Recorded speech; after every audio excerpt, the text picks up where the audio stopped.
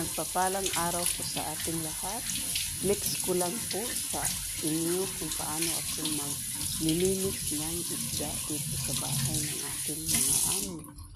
Una, nilinisan ko po, hinugasan ko po, tinatanggalan ko po siyempre ng dumi sa tiyan. Tapos, pagkatapos ng malinis na ay ipat-dry ko po siya sa white cloth.